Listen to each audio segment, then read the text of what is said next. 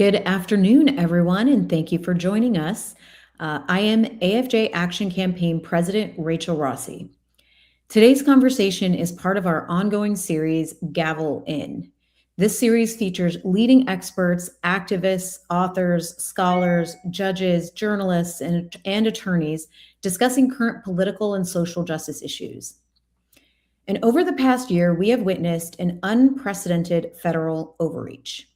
We have watched and fought back as Border Patrol, the National Guard, and ICE agents were and still are deployed to the streets of cities like Minneapolis, DC, and Portland, where they forcibly entered homes and encroached on basic human rights.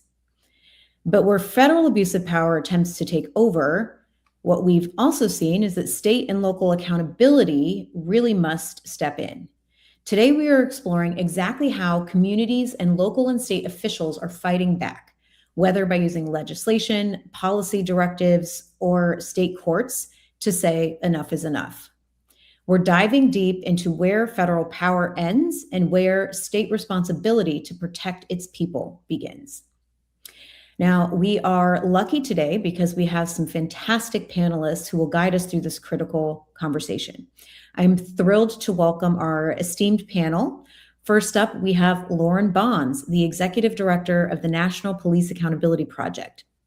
Before this role, Lauren was the Legal Director of the ACLU Kansas and the Assistant General Counsel at the Service Employees International Union, where she provided legal support to the union's Fight for $15 campaign. She has represented low-income workers in employment and civil rights litigation, including voting rights cases in Alabama and North Carolina. Thank you so much, Lauren, for joining us today. Thanks for having us. Thank you, Rachel. We also have with us Matthew Lopas, the Director of State Advocacy and Technical Assistance at the National Immigration Law Center. Matthew's work supports activists and advocates seeking to create change on issues affecting low-income immigrants at the state and local levels. He began this area of work by founding NILC's Winning in the States initiative to amplify leaders fighting against negative federal policies. Prior to his current role, Matthew was a health policy attorney at NILC, serving as a national resource for the implementation of the Affordable Care Act for immigrants at the state and local level. We are so honored that you could join us today, Matthew. Thanks for being here. Thank you. Happy to be here with you all.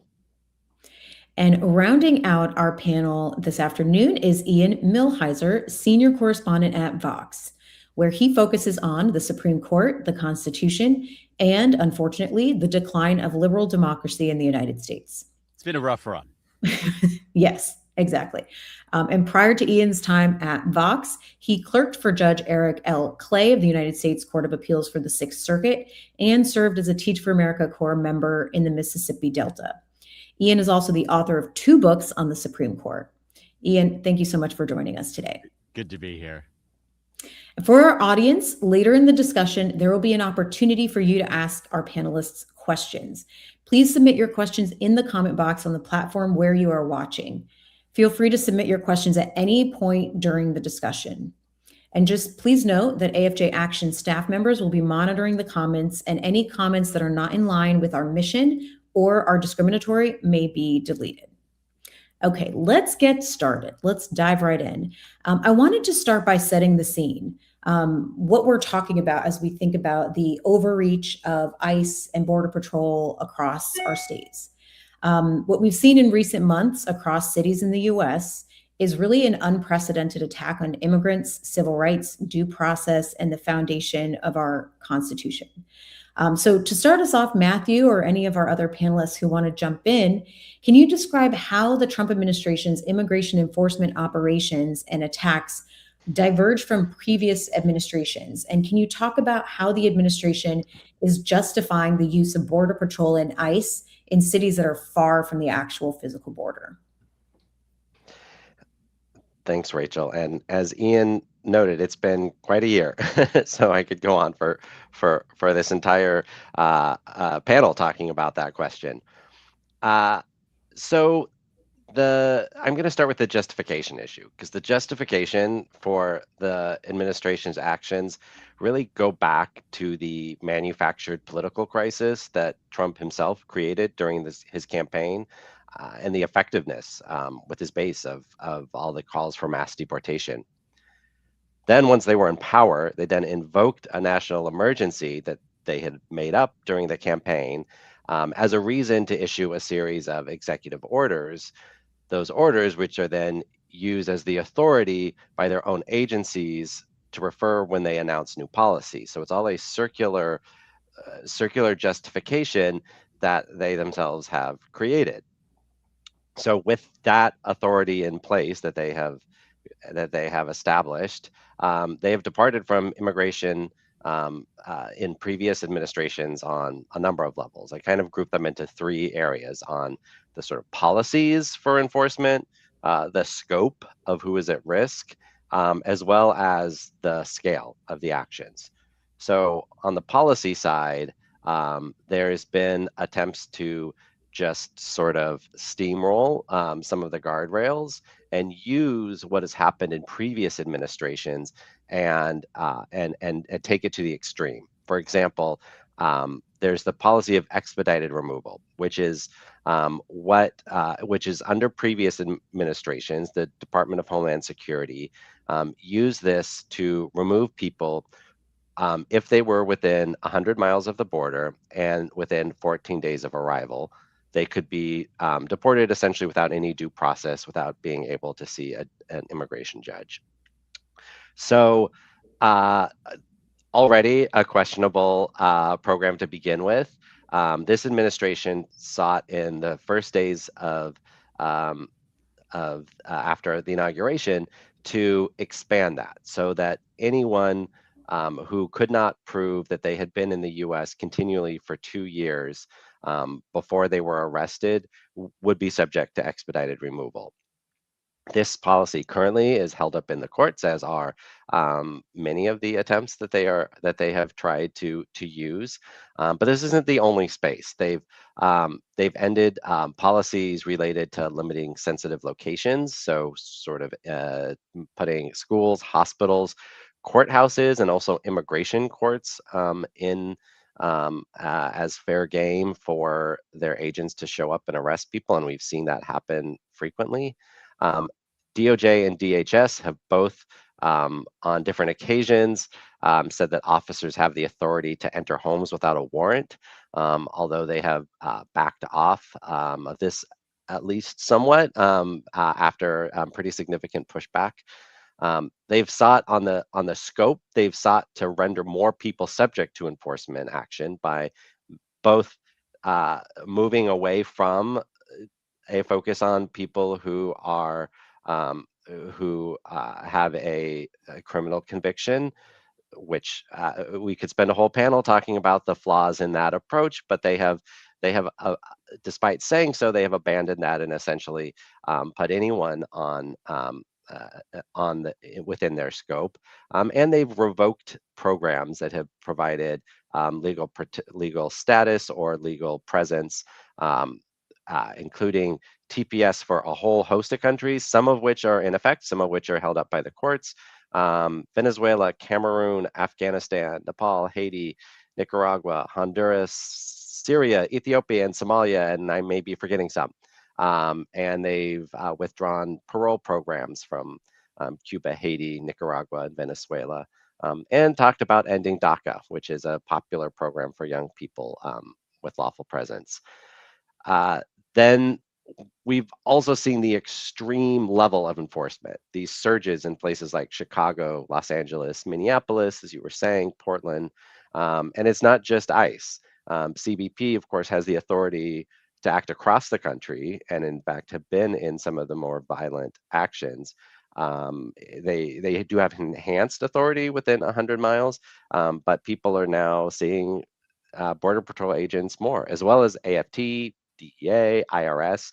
They are deputizing additional federal agents just for immigration enforcement.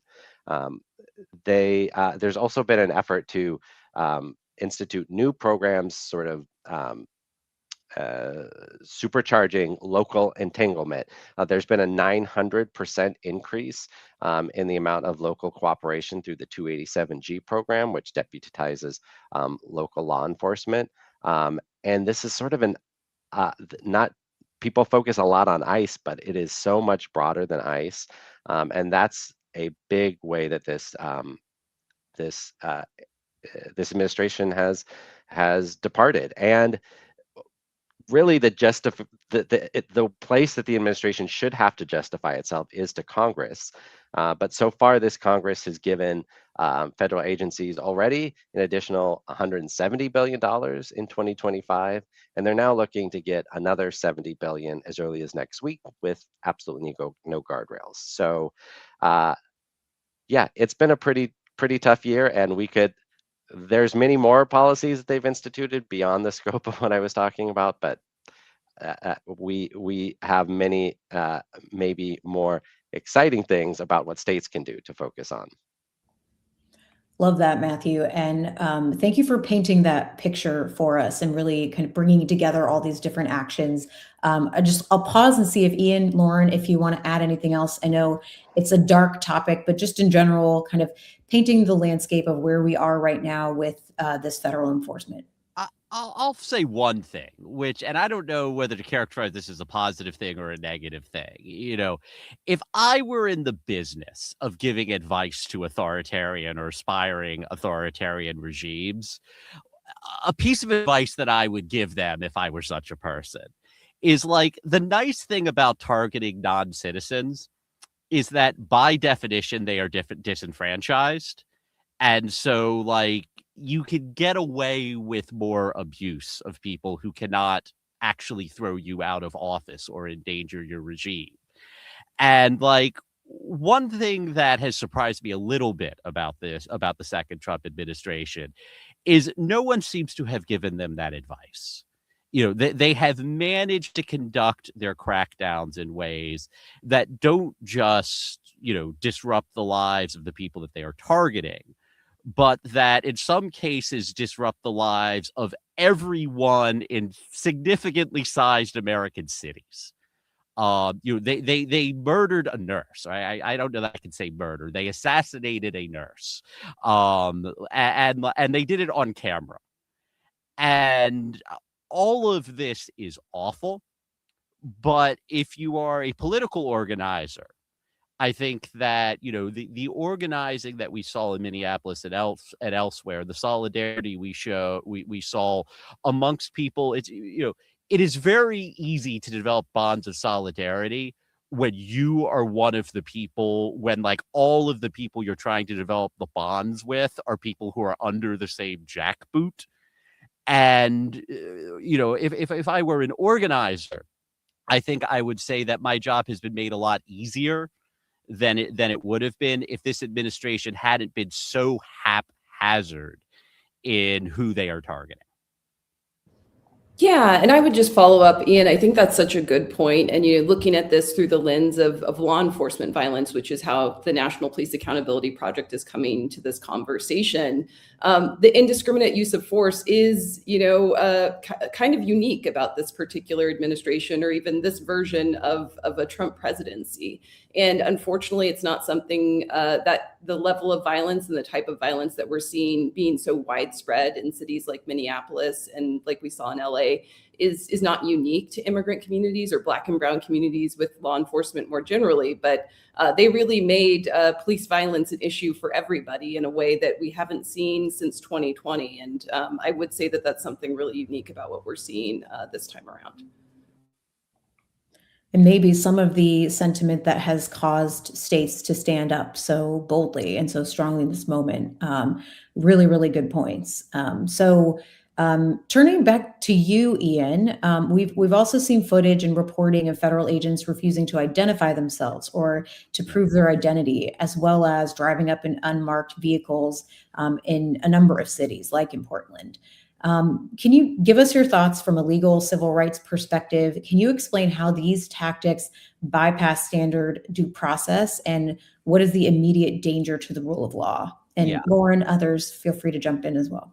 I mean, I'll be honest, like, due process and rule of law are the least of my concerns when I see these sort of secret police option, so I want everyone to like imagine a scenario. Imagine you're walking down the street minding your own business, and suddenly an unmarked van pulls up, and two guys in unmatching camo fatigues jump out of this van, do not identify themselves, and try to drag you inside of it.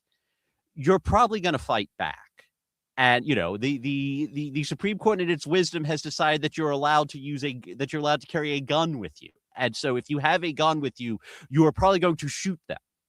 And, they are then going to potentially respond with equivalent levels of violence. And so, like, one of the primary reasons why the police identify themselves if they decide to exercise their monopoly on the legitimate use of force is because when someone identifies themselves as a law enforcement officer, they're telling you several things. The first thing they're telling you is resistance is futile.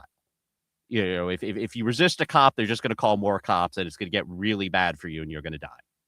The second thing that they're telling you, and I know this is a little more doubtful in this administration than it has been in previous ones, but if you are taken into the custody of a law enforcement officer, you can expect that you will be brought to some sort of a holding cell.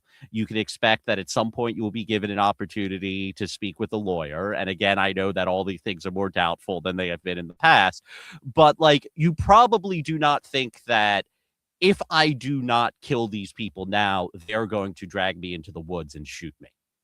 So like the primary reason why police identify themselves is so that you know that you should behave in the way that you behave when you are having an interaction with a police officer. And if you don't know that, you're going to behave in a way that endangers you and that endangers the police officers. And so that's the biggest reason. It's unsafe to have people engage in the kind of tactics that are going on. Now, there obviously are legal concerns as well. If by some miracle you think you could bring a Bivens suit against the officer who targets you, you're going to need to know the name of the defendant. If you're going to bring a federal tort claim suit, that person is eventually going to be a witness. You're going to see if they have a pattern of bad practices. You can't do that if you don't know who they are, or your lawyer can't do that if you don't know who they are. If you're going to try to prevail upon, whether federal or state law enforcement to open an investigation, try to bring a criminal proceeding, again, you need to know who's on the D side of the V there. So you have to know their identity eventually. But I think all of that pales in comparison for the immediate reason, which is just, it is unsafe to have police officers going out and using the state's monopoly on violence without identifying themselves as law enforcement personnel. Right. And we've seen how unsafe, especially when these actions are so haphazard, as you pointed out before, Ian. Quickly pivoting to you, Lauren, I'm curious your thoughts on, just given this landscape, what role do advocacy organizations and also journalists, and of course, Ian, others, feel free to jump in on this one, but what role have advocacy organizations been playing in exposing and responding to these actions? Yeah, I would say both kind of advocacy organizations and investigative journalists are both playing a really important role in exposing the depth of the violence and the cascading consequences of what we're seeing. General reporting, I think, is doing such a fantastic job of kind of giving us the 30,000-foot view of what's happening in the streets. But I think it really is the lawsuits that organizations are bringing and the deep investigative reporting that we're seeing from outlets like ProPublica that's really getting people to understand, why that's a problem. And I think most people are probably like, oh yeah, it's not great to see a bunch of people get pepper sprayed or get shot in the eye by a rubber bullet. But the investigative reporting and the lawsuits are able to show what that actually means. This person 6 weeks later still can't see and might be disabled and might have lost work, and really being able to see the human impact of these policies, I think is where a lot of organizations, advocacy organizations that are exposing this through litigation, and then investigative journalists who are exposing this through their reporting, are able to really kind of show just how detrimental these policies are for communities and individuals. And, we've seen a lot of really great work from legal advocacy organizations, stopping things through injunctive relief. Groups like Democracy Forward and the ACLU were just critical in Minneapolis this winter. But there's also, the role of what happens after the fact, right? You stop the policies from going on, and then there's kind of all these people who have really tangible injuries that real harm in their lives. Like what do they do? And so that's been more the role that organizations like the National Police Accountability Project have been playing in filing these Federal Tort Claims Act cases and making sure that there's someone to be held accountable for what happened, even if it's not quite at the scale we would want to see. And then I also have to shout out, all the great advocacy organizations that were on the front lines, just kind of grassroots groups that were disrupting the ability of, immigration agents and enforcement agents and law enforcement agents from like making contact with and detaining and harming people. Minneapolis was just such an inspiring community uprising of people saying not here. And we really have to, identify probably how much harm those folks were able to prevent from happening in the first instance by standing up for their neighbors and standing with their community. Lauren, I'm glad that you brought in, and Matthew, I was going to turn to you just now as well. I'm glad you brought in the real human impact. And I was going to ask Matthew, Lauren, others, what are the real world consequences of these enforcement tactics? What are what's the impact on immigrant communities? What's the impact on those who are actually harmed? Like you were mentioning, Lauren, the weeks after, what happens next? And what's the impact on the broader city populations and communities, even more broadly outside of immigrant communities? Matthew, I'll give it to you first. Sure. And I, just would like to plus one to everything that Lauren was saying as far as the role of advocacy and journalism, because I think one of the biggest problems, having survived the first Trump administration while working at an organization like NILC, is that it happened again. And I think part of that was our sort of like collective failure to have recognized the intensity and the danger of the moment and to somehow forget about it during the Biden years, and the importance of the work of journalists and even public journalists. We wouldn't know about the assassinations in Minneapolis if it weren't for the fact that they were on video. And so much reporting, like I mentioned that the administration is backed off of, warrantless searches in people's homes, partly because that wasn't something they just announced they were doing, but it was the work of reporters who dug in and found out that was happening. Then that brought all this outcry. And it's I promise you, I'm getting to the question about the real world consequences, because I think that on the advocacy side, the issues that the consequences are not just happening to folks within the immigrant community. They're happening much more broadly. Many of the tactics that the administration is using are just making people less safe. Minneapolis, and not just Minneapolis. You have people whose homes were destroyed in the South Shore apartment complex in Chicago. People who are low income and poor and people of color were found themselves victims of this administration because they are within that sort of space of folks that the administration doesn't care about or views as enemies. It also hurts the vitality of the communities. There was a study that just came out this month, I think just a couple of weeks ago, on that looked at 5,000 different immigration raids, and found out that foot traffic in communities and spending in communities both were down, and it amounted to about a $14 billion $14 billion in foregone spending because of immigration raids. It also meant fewer people going to work, business contractions, and fewer jobs, including harming even US-born citizens with a high school education or less, which is a group that is often used by this administration to say why they need to do immigration raids. And the impacts were long lasting and didn't dissipate. They tended to continue over time, and the like local effect was strongly correlated with the size of the raid. So as these raids get bigger, they're just going to continue to cause more harm and create these communities of fear, people not showing up, people not going to hospitals or doctor's appointments or school. And we have documented proof of the long-term knockdown effects of that type of action.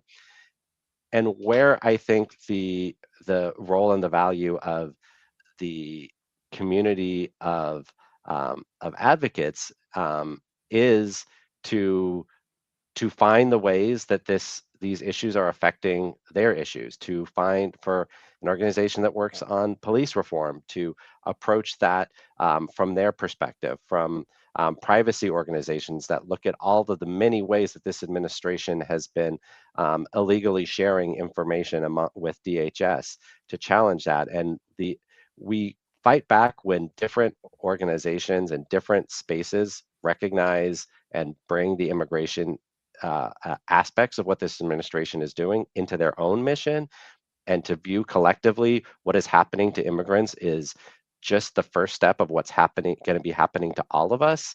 Is when we recognize that and act in that way, that's when we build enough power to be able to be at the scale of what we're facing from the administration.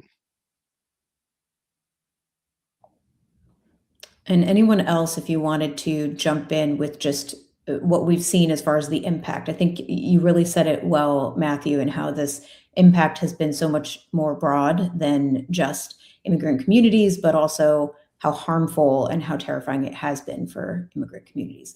And I'll also pause and say, we talked about what advocates can do. We've got some great advocates here, NILC, National Police Accountability Project, AFJ. Definitely find ways to support where you can. Go to the websites and really find ways to support these organizations who are on the front lines doing this critical work. Okay, I want to pivot us to talk about the good part, the fighting back. So Ian, I'll start with you. You got into this a little bit earlier, but as a direct result of these arrests, many state and local elected officials are trying to leverage state laws and state constitutions to find ways to create legal protections affecting federal enforcement and to hold these immigration officers accountable. We know that many of federal officials are protected under qualified immunity. Ian, can you just walk us through a little bit where you started in the beginning, some of these hurdles and barriers that people face to bring accountability for these federal agents? Yeah, I mean, so the short answer is that things are getting worse, and they've been getting worse for quite a number of years. So like, the civil rights lawyers on the call will know what I'm talking about. But for those of y'all who do not actively practice civil rights law, you probably read a case called Bivens back in law school, which said that if you are harmed by a federal officer and they violate your constitutional rights, you could sue them much like you could sue a state official under Section 1983. And the Supreme Court has basically overruled Bivens. I mean, they haven't used the word overruled yet, but what they've essentially said is if you can find any factual distinction between your case and the exact facts of Bivens, then you lose. So like suing the officers is probably out. You can potentially sue the federal government. I don't know how much of a deterrent that is, because I don't know that either Donald Trump or Todd Blanche or Mark Wayne care all that much about whether or not the federal government has to pay out a damage awards. But that is at least some way that, if someone has a client who has been injured, they can at least get some compensation. And then there's this big open question, which is what can state governments do? Could state governments charge the officers who killed Alex Preddy or Renee Good with a homicide crime? And if you had asked me that question a year ago, I would have said, no way, no how. So a year ago, the controlling precedent was a case called In re Neagle. and I think it's Nagel and not Nagel. Correct me if I'm wrong. But the facts of this case are just amazing. There was a former Chief Justice of the state of California who was married to this woman who I think he was also her lawyer, and she was trying to extort money from a senator, and Supreme Court Justice Field rules against them. So she doesn't get the money. And her lawyer, the ex-California Chief Justice, then tries to murder Justice Field. And Justice Field had been assigned a deputy marshal as his bodyguard. The deputy marshal, as part of his duties in protecting the justice, shot and killed the assailant. And it went up to the Supreme Court. And look, this is a case about someone who tried to murder a Supreme Court justice. Of course, the Supreme Court's going to say that California can't interfere with that. So they said that California cannot charge this federal official with a crime. And that case has generally been understood, and there with some exceptions, to say that if a federal officer commits a crime in the course of their official duties, your recourse is to federal law. The state doesn't get to, implicit in the supremacy clause is that the state doesn't get to bring a prosecution. And then less than 1 year ago, just in time for all of this stuff to start happening, last June, the Supreme Court handed down this case called Martin v. U.S., if you want to look it up. And I mean, Martin, it's a tort suit. It's about police raiding the wrong house. Like, the facts aren't really similar at all to anything that we're talking about. But it has this one line with respect to Nagel, and I'm just going to read it to you. It says that the immunity that federal officers have historically enjoyed under Nagel only applies if the officers, quote, actions, though criminal under state law, were necessary and proper in the discharge of their federal responsibilities. Now, look, I mean, if you've been to law school, you probably read McCulloch v. Maryland. You know that the phrase necessary and proper is gravid with uncertain meaning. And so, we've got this one vague line from the Supreme Court. I'm not going to tell you what it means because I don't know, and I don't know that they do either. But a year ago, if a state wanted to bring a prosecution against a federal law enforcement officer, I would have said, you're wasting your time. It's going to get dismissed in re Nagel. And after this Martin quote, at least the state has a line it can put in its brief, and we will have to have some litigation to figure out what it means to say that something was or was not necessary and proper in the discharge of the federal responsibilities. But it's a recent case. Justice Gorsuch wrote the opinion. I believe it was unanimous. So, it seems like the court is at least open to creating some more leeway to get around Nagel. I mean, we will see what happens when it involves a Republican president a Republican president's signature policy initiative.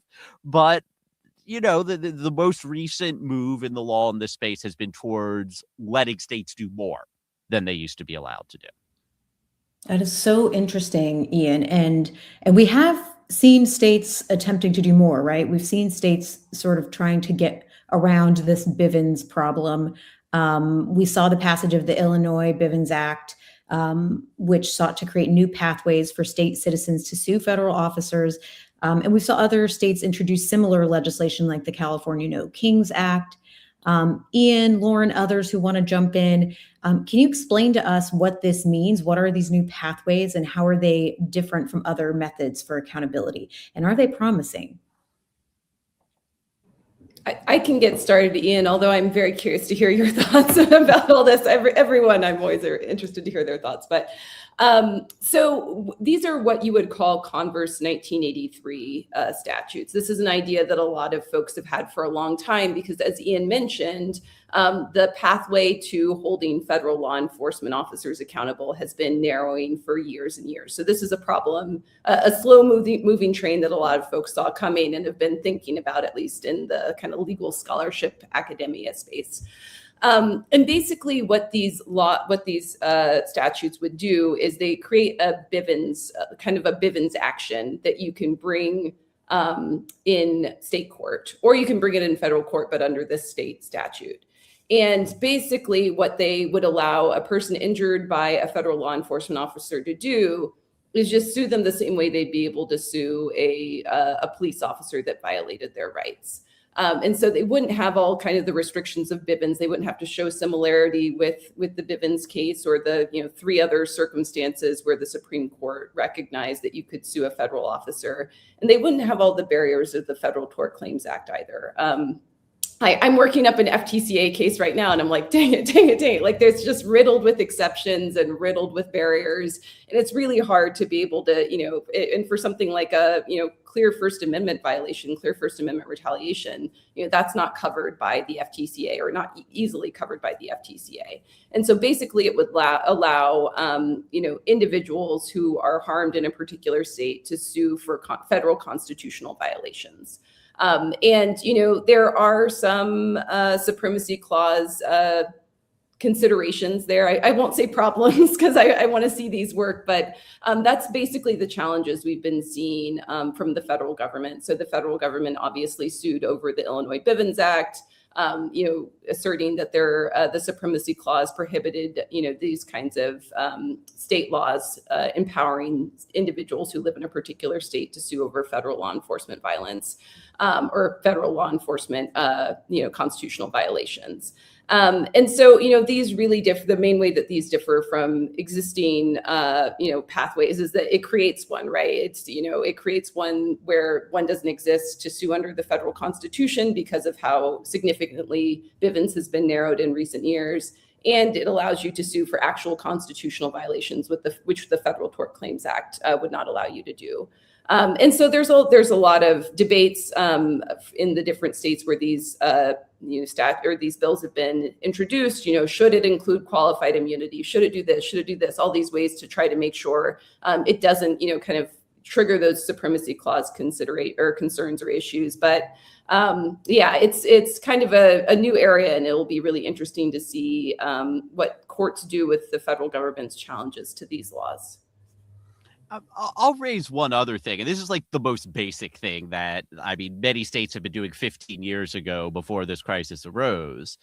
And that is, with respect to like state level Bivens, by all means, try it. I will simply say about that the supremacy clause arguments against those laws strike me as non-frivolous. And I'll leave it at that. But the federalism move that's been around forever is the anti-commandeering doctrine. You probably heard the phrase sanctuary city. What a sanctuary city is it's just a city where the federal government says, hey, if you want to go and enforce this immigration law, do it yourself. Our cops aren't going to help you. And that is something that, like, not only has the Supreme Court, been pretty consistent in upholding the anti-commandeering doctrine, but this is something that came from the right side of the court. One of the seminal cases, Prins v. United States, was a 5-4 decision by Nino Scalia. And I remember reading it in law school, and I was a law student, so I didn't really know what to think of it. I was just like, well, it's probably bad because Scalia wrote it. Now I think he's very wise. Now I look back at a lot of what Trump has done, and I really like the federalism decisions that came out of the Rehnquist court. Because, one thing that has turned out to be wonderful about the U.S. system is that the overwhelming majority of law enforcement officers in the United States are not under the command and control of the president. The New York Police Department has more law enforcement officers than the entire FBI. So there are fairly few people, federal personnel who are authorized to carry a badge and a gun, and that limits the president's ability to do violence to people, to order people to do violence. This is a bit of a tangent, but I'm also very grateful that elections are largely administered at the state level. I think that we're seeing the wisdom of our federalist model in that fact as well. So the simple fact that the president only controls some of the government and not all of the government in the United States has turned out to be probably the most important check on Donald Trump. And, unlike some of these creative theories, including my own, like maybe there's a way around Henry Nagel theories, I think it is unlikely. I mean, Alito will do whatever the Republican Party wants, but I think it's unlikely that you get 5 votes on this Supreme Court to get around the anti-commandeering doctrine, because this is something that comes out of that wing of the court. Right, and you talked about sanctuary cities, and I want to come right back to that. But quickly pivoting, what are the other wide range of tactics that we're seeing to hold officers accountable, going beyond the state Bivens legislation attempts? We've seen efforts to prohibit face coverings, efforts to prohibit ICE officers on private property.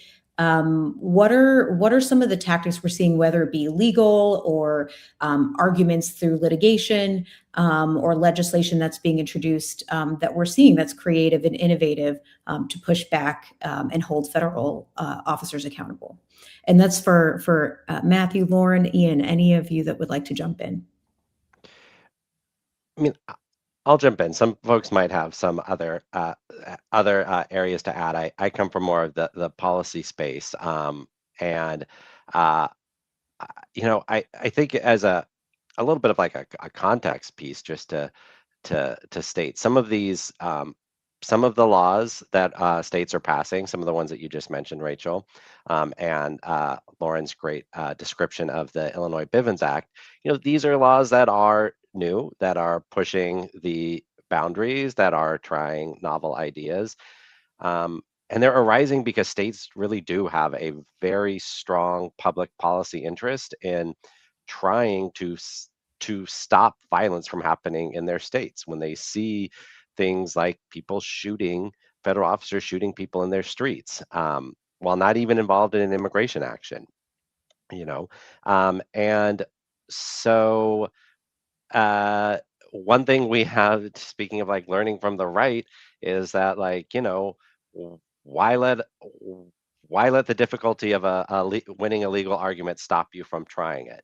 And by pushing this issue forward, they're using a real strong tool that the states do have, which is to be the counter argument to this administration. And that's what I see overall what states are trying to do. So when they're passing these laws like the Illinois Bivens Act, they're saying we're going to pass something that is the opposite of what this administration is doing, so that we're not only trying to push the legal the legal midpoint, beyond where it's at, but also to shift the policy landscape. So we're talking about whether there's legislative reform that could be happening even federally. There's federal laws that are similar, that are being introduced, that are similar to the Illinois law. And they're also like using what power they have within their control. The biggest tool that any state has is to just not cooperate, to not be complicit. And many of these actions, things like the number of states in the past year that have passed laws banning 287G, and that have taken steps to otherwise limit entanglement, has been huge. Like folks in Maryland have been working for over a decade to stop 287G in the states, and they passed it this year. And with a enthusiastic signature from the governor, so things like that are happening, and limiting access to information like driver's license, like steps that states are taking and can take to sort of limit their complicity and limit their ability, limit the federal government to sort of exploit the tools that the federal government has, to the extent that they do, is crucial. And these issues like no mask bans, these are arising because they made people angry. And so you have states recognizing issues and attempting to try to be this bulwark against what they're seeing from Washington and from this administration. So I guess my my sort of like, what are the tools they're doing? It's sort of anything that they can. Because even if it seems like, it's not the best legal argument, even if we have a Congress and a Supreme Court that are pretty bad right now, you still gotta try, because the danger of not doing so is too grave. Right. We're even seeing, local district attorneys creating a coalition to agree to prosecute federal officers, right, if they violate state law. Now, we do have a number of audience questions, but before we pivot to that, I did want to get your take, Lauren, on the sanctuary cities topic, Ian, that you raised. A lot of cities and local governments have passed legislation or taken other steps to prohibit local police from cooperating with ICE. I'm just curious, through your work, Lauren, which of these specific policy directives or non-cooperation mandates have proven most effective in preventing local police from becoming a force multiplier for ICE? That's such a good question. I think Matthew really hit the nail on the head in describing it as entanglements, because I think so much of what we're seeing, even in sanctuary cities right now, is passive cooperation, sometimes without intention, right? Through all the technologies, through all the databases that local law enforcement is integrated into with the federal government. So, what we're seeing as being really effective is opting out of surveillance technologies like automatic license plate readers. We saw Washington pass legislation to significantly limit their use and limit how the information is transferred or shared with the federal government. Opting out of fusion centers, which kind of join everybody together to be able to get information about people that local law enforcement officers are surveilling. Kind of this issue of the NCIC database and the CJIS database, things that people get put into anytime when they're booked into jail, whether you're trying to flag someone as being, a non-citizen or not. That's something that the FBI, kind of has automatic access to. And so I will just end this by saying, I think the most effective way to make sure that people don't end up in the deportation pipeline through local law enforcement is for local law enforcement to stop arresting people for low-level crimes and minor traffic violations and failure to appears and, outstanding warrants on unpaid tickets. That stuff is really a huge driver, as we know. And I think Matthew and Ian might be able to give you a better statistic for this, like such a significant percentage of the people who are being impacted by this administration's deportation policies are not violent offenders. They're not people who are suspected of serious crimes. They're people who are getting caught up in the system because we have an overbloated system of incarceration and criminalization in our country. So I think the best way to make sure people don't get entangled with federal law enforcement or immigration enforcement is to not arrest them if we absolutely don't have to. I love it. That's so well said, Lauren. And I'm going to pivot quickly for a couple of audience questions, and then I'll circle back for some final, what can the community members that are watching do to support? We'll circle back and get that answer from each of you. So first audience question, our coalition is advocating for an ICE-free zone ordinance covering county-owned property. When we raise this with the Board of Supervisors, their primary concern is federal retaliation. We would argue that an unauthorized ICE presence on county property already constitutes retaliation.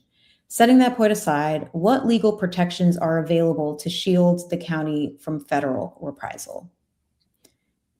And I know it's a very specific question, so feel free to sort of comment where you're able. I mean, it's not a frivolous concern. I mean, the flip side of the anti-commandeering doctrine is that the federal government does have the power to enforce its own laws. And so if they choose to target actual legal violations in a particular community, that is something that law enforcement leaders have the discretion to do. I think that your primary recourse, I go back to one of the first things I said is probably political.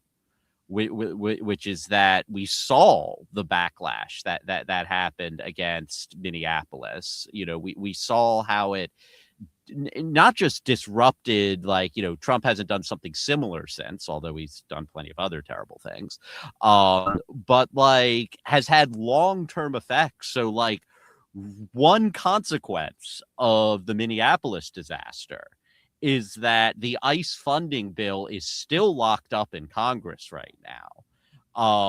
There are some Republican senators who want to attach what may be poison pills for Trump to it, a ban on the ballroom or something to prevent him from having this slush fund. And I don't know if Trump will sign or veto, but like there's a realistic chance that because of the overreach in Minneapolis, Trump is not going to get the ICE funding that otherwise should have been a cakewalk for him. And so like I don't want to say that there are, there is no recourse. But like,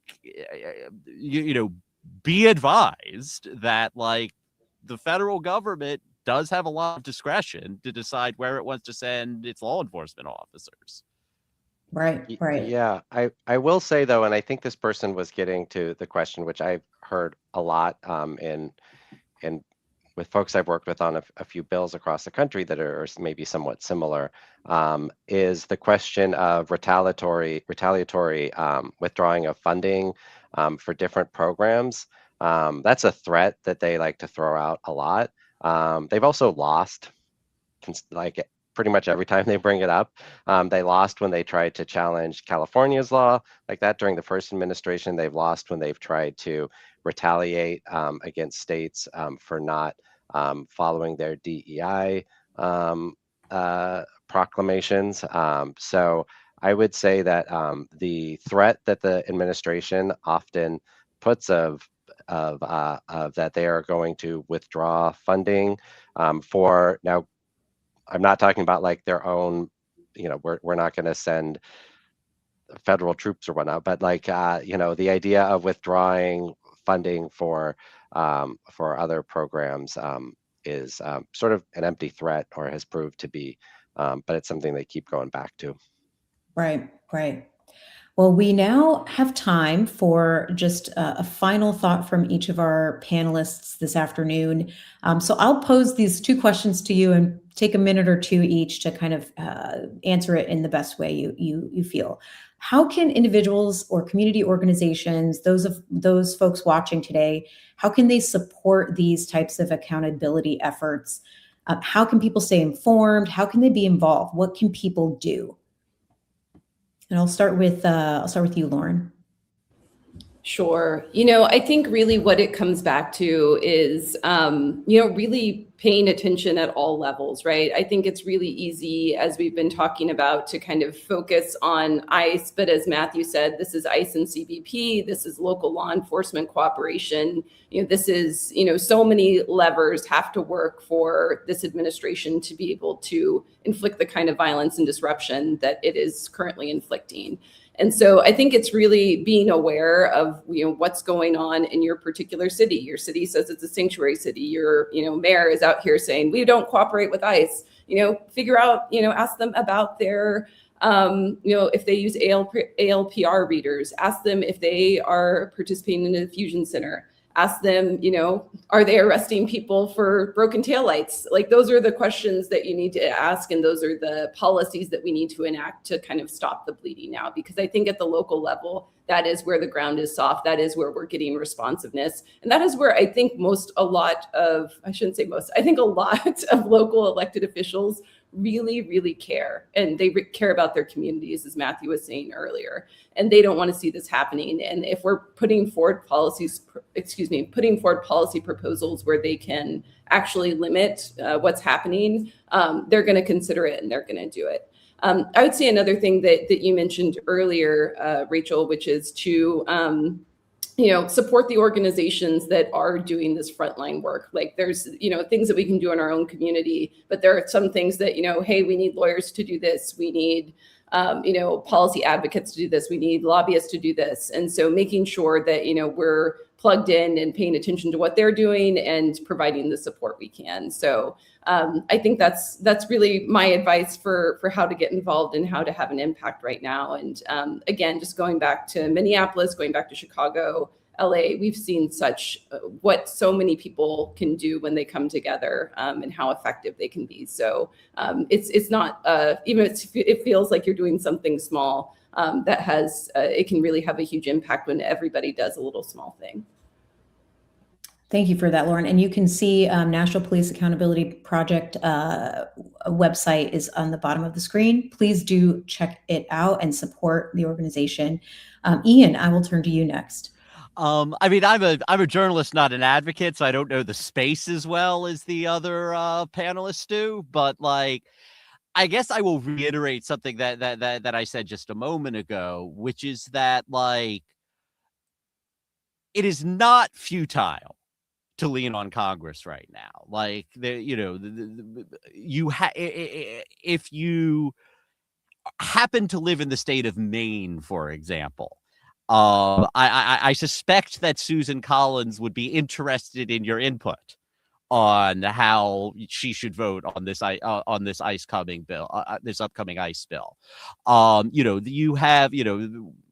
You have several senators who are retiring, several who are recently forced into retirement and maybe feeling a little vindictive. And so, like, I think we are in an unusual moment right now where, Republicans have the majority in the Congress right now. They have the majority on the Supreme Court right now, and they have largely walked in lockstep with the president.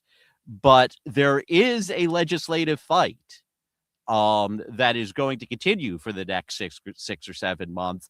And I think that the outcome of this fight is genuinely uncertain because of the factors that I have already talked about. And so, like, if I am a constituent of one of these senators who may be on the fence, like, I think they might want to hear from you. Love that. Thank you, Ian. And last but certainly not least, Matthew. Thank you. Well, and I am an advocate, so I will put more of a fine point on what Ian was saying by saying folks can call their senators and even their House reps and tell them that they should not be putting another $70 billion toward immigration enforcement, and in fact, they should be focusing on repealing the money that was given last year. But beyond Congress, I think that there's so much more that folks can do within their own power. As we've been talking about, there are efforts that those people out there who are advocates, who are lawyers, be thinking about, like, how are the ways that these issues that are affecting immigrants, how are they affecting the issues that I work on or what I do in my day-to-day, and how can I incorporate that into my work? How can I think of the ways that what's happening to immigrants could be happening to others in the future, and what can I do to be getting a step ahead of that?